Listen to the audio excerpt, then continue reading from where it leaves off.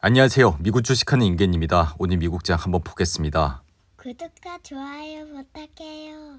오늘 시장은 탄탄한 기업 실적과 미국의 무역 협상 진전이 투자 심리를 지지한 가운데 S&P 500과 나스닥은 사상 최고치를 다시 썼고, 이에 S&P 500은 5거래일 연속 상승을 하며 6,400선까지 근접하는 모습을 나타냈습니다. 이에 지금 주식시장이 꾸준히 상승하는 주요 배경은 트럼프의 관세 정책에도 불구하고 기업들의 안정적인 실적이 뒷받침되고 있기 때문이라, 지금까지 실적을 발표한 S&P 500 기업 169곳 중 82% 이상이 월가의 예상을 상회하는 모습을 나타냈는데요. 이에 지금은 인플레이션은 안정적이고 금리는 박스권을 유지하고 있기에 실적이 오름세를 나타낸다면 당연히 주가 상승에는 우호적인 환경이 조성될 수 있다 할 수 있습니다. 이와 함께 주요 교육국 간의 무역 합의가 잇따르고 있다는 것도 증시 상승에 힘을 보태고 있어, 트럼프는 얼마 전 일본과의 대규모 무역 합의를 발표했고, 이제 주말엔 유럽연합과의 합의도 이루 전방이라 지금은 유럽과 대부분의 품목에 대해 15% 관세를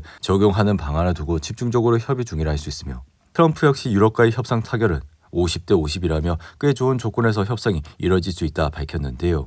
이에 무엇보다 우리가 궁금한 것은 앞으로 시장이 어떻게 될 것이냐가 주요 포인트라 할 수 있기에 이제 증시 방향은 다음 주 기업들의 실적에 따라 달라질 것이라 생각이 듭니다. 이에 다음 주는 S&P 500 기업 중 150곳이 분기 실적을 발표해 수요일에는 메타, 마이크로소프트 그리고 로빈후드가 실적을 발표하며 한국 시간으로는 목요일 새벽이 될 것이라 생각이 드는데요. 그리고 다음날 애플, 아마존, 코인베이스가 실적을 발표하며 여기에 레딧도 실적을 발표할 예정이라, 만약 이러한 기업들이 실적이 잘 나오고 AI에 대한 수익이 시장 예상치를 다만 1%라도 증가하게 된다면 증시는 더욱더 좋은 모습을 나타낼 것이라 생각이 듭니다.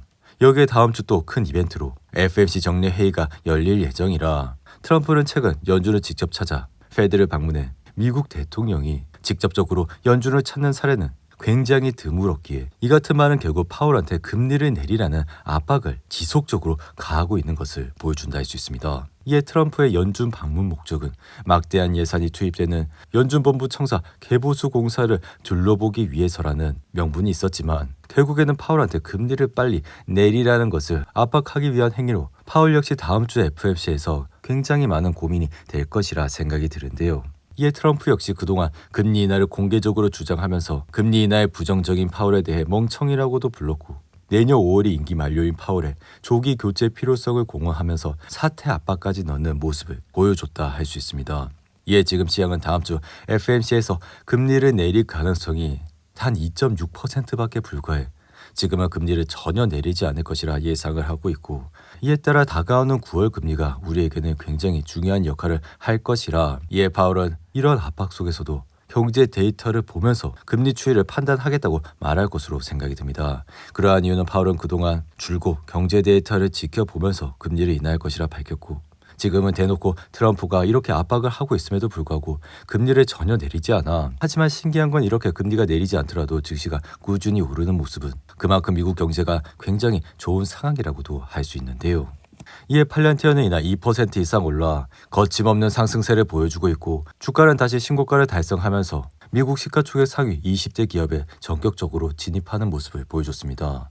이에 따라 인공지능 기술과 미국 정부의 굵직한 계약을 발판삼아 올해 주가는 100%가 넘게 뛰는 모습을 보여줬는데요. 이에 지난해 겨울부터 팔란티어를 꾸준히 모아가자고 말씀을 드린 바가 있고, 그때 팔란티어의 주가가 약 60불대였으니까 지금은 158달러까지 올라왔기에 불과 반년 전부터 팔란티어를 모아가셨던 분들이라면 지금은 아주 많은 수익을 거뒀을 것이라, 그럼에도 팔란티어가 앞으로도 좋아 보이는 이유는 여전히 기업의 매출이 꾸준히 증가하는 모습을 보여주기에, 비록 이렇게 팔란티어가 많이 올라 이것도 많이 떨어질 수는 있지만 많이 떨어지더라도 단기간에 회복을 하는 경향이 있어 이러한 팔란티어 주식을 꾸준히 모아가자고 말씀을 드렸습니다. 그리고 팔란티어의 펀더멘탈은 계속해서 좋아지고 있는 모습을 보여주고 있어, 참고로 지난 4분기 실적은 시장 예상치를 뛰어넘는 모습을 보여 주가는 단번에 20% 이상 높게 뛰어 단번에 125달러까지 올라가는 모습을 나타냈죠. 그리고 그 이후 팔란티어는 차익 실현 매물로 급격하게 하락을 하더니 4월에는 트럼프 관세 이슈로 인해 다시 60달러까지 내려왔고,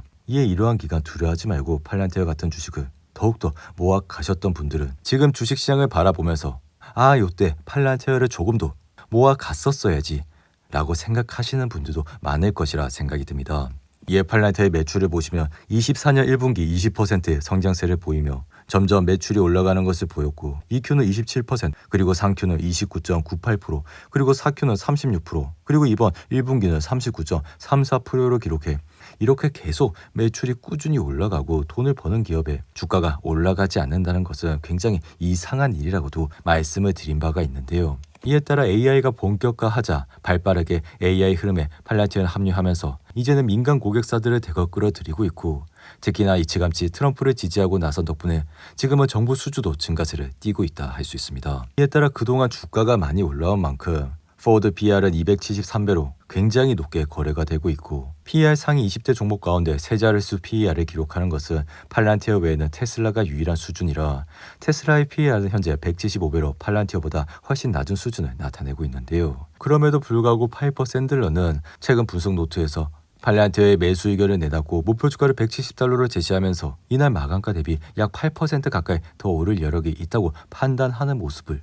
보여줬습니다. 여기 엔비디아 역시 여전히 좋은 흐름세를 보여주고 있어 엔비디아는 이날 소폭 하락은 했지만 뭐 그렇게 하락이 크진 않아 전혀 걱정할 필요가 없다 생각이 들며, 최근 연일 사상 최고치를 기록하면서 랠리를 펼쳐왔기에 이날 소폭 하락했음에도 불구하고 여전히 시총은 4조 2천억 달러를 지키는 모습을 보여줬는데요.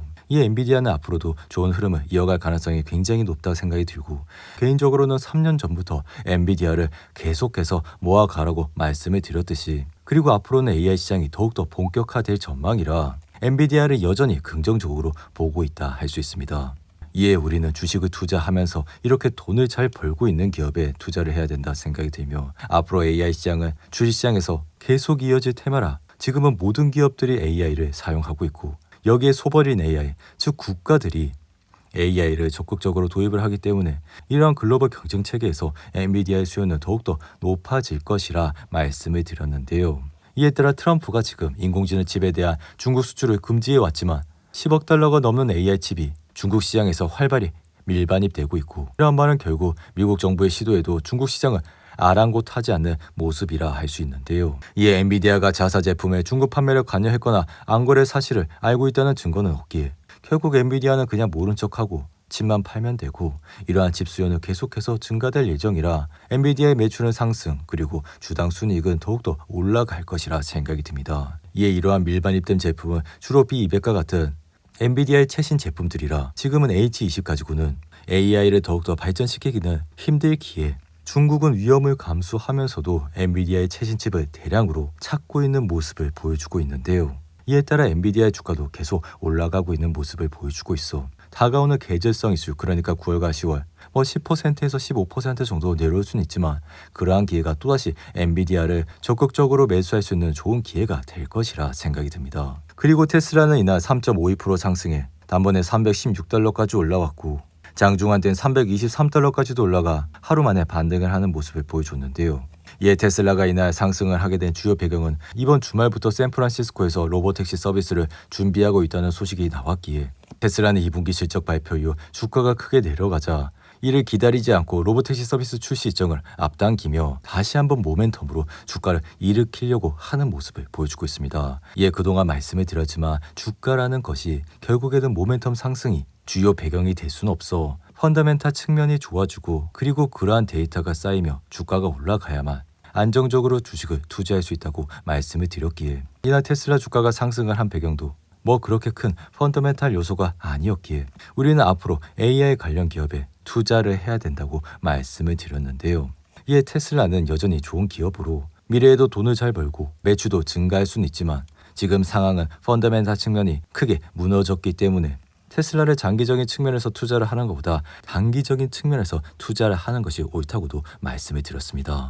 한편 나스닥은 이날도 상승을 하면서 21,108선까지 올라와 다시 한번 신고가를 달성했고, 지금 경제는 견조하고 기업들의 실적이 강하기에 무역 협상도 지금까지는 순효과를 주고 있다고 생각이 드는데요. 여기에 기술적인 지표는 여전히 강세를 보이고 있어 앞으로 우리가 챙겨야 될 사항은 인기 있는 기업들의 실적 발표 이후 뉴스에 판단하는 반응과 그리고 계절적으로 약한 흐름을 챙겨봐야 된다 할 수 있습니다.